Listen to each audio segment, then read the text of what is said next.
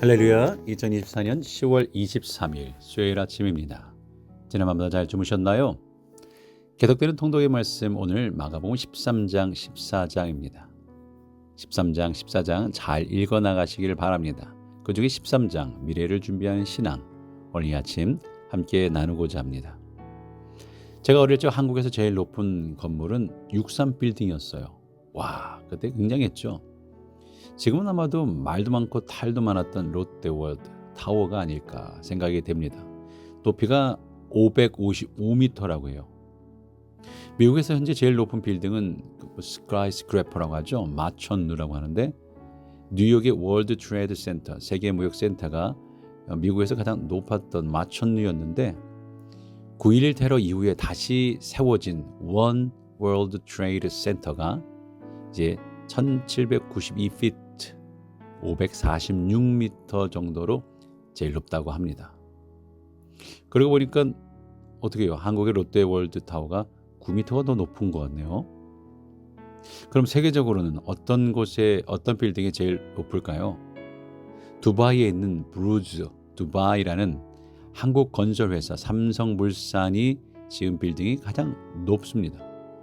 건축을 할 때 국왕의 지원을 받아서 부르즈 할라파라고 이름을 바꿨다고 합니다.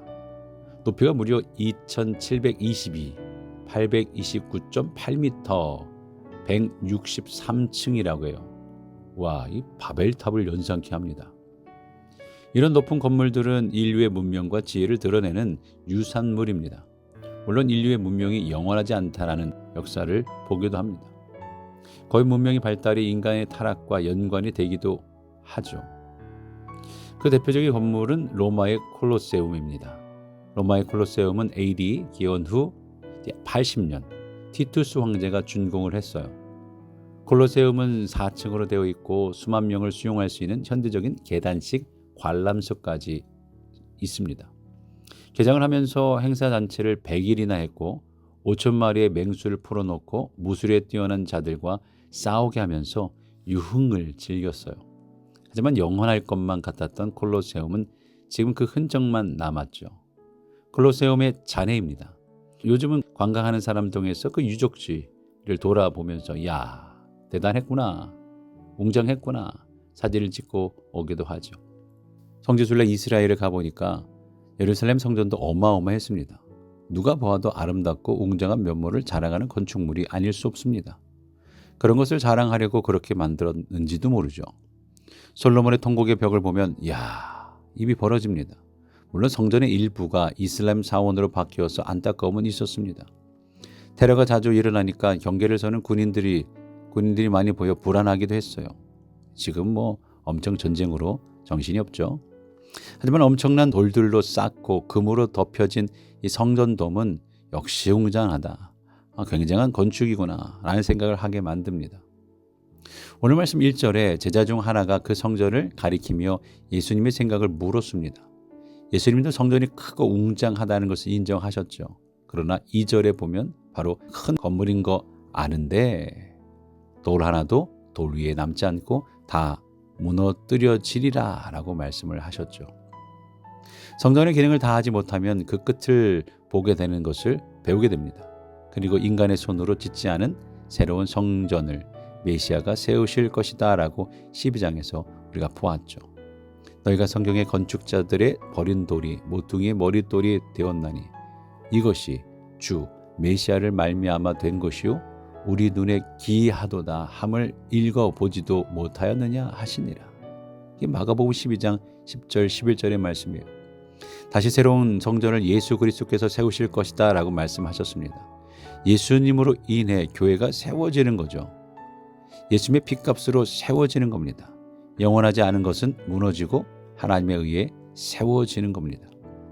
인간은 역사와 시간의 존재이기에 이 세상이 마치 영원히 지속될 것이라는 착각 가운데 살아가죠.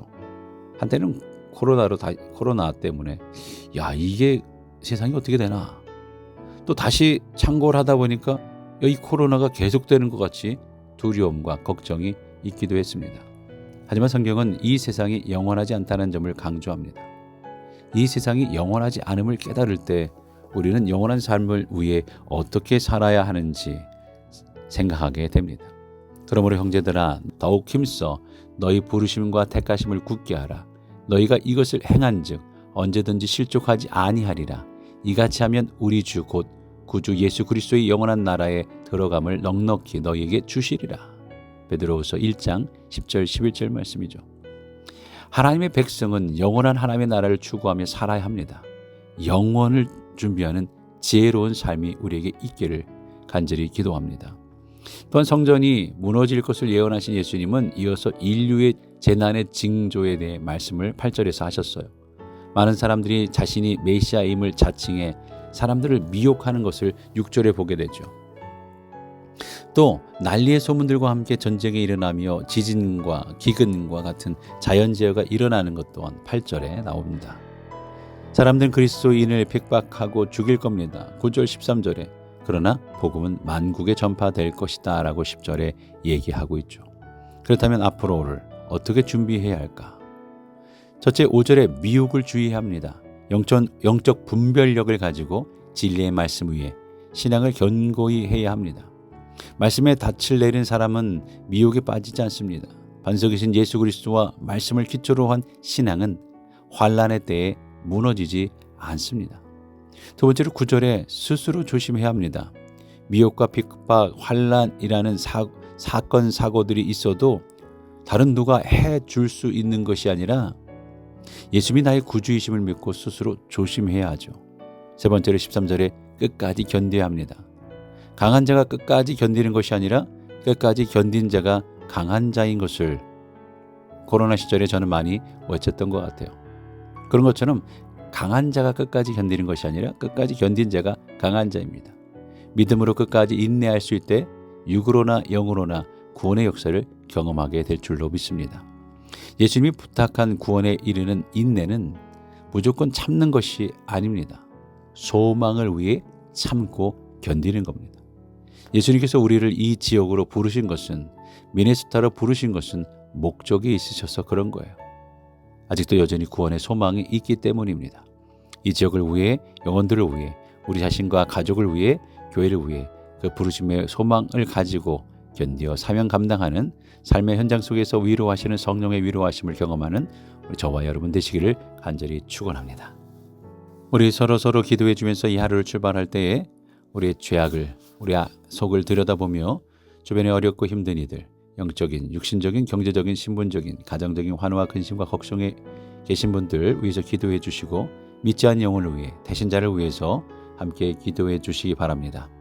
또한 이제 이번 주까지 마지막 때는 이제 집사 교육 그리고 테스트까지 여러분을 위해서 기도해 주시고, 한국에 가신 분들을 위해서 잘 돌아오실 수 있도록 출타하신 분, 수술을 준비하시는 분을 위해서 우리 함께 기도해 주시기를 간절히 부탁을 드립니다.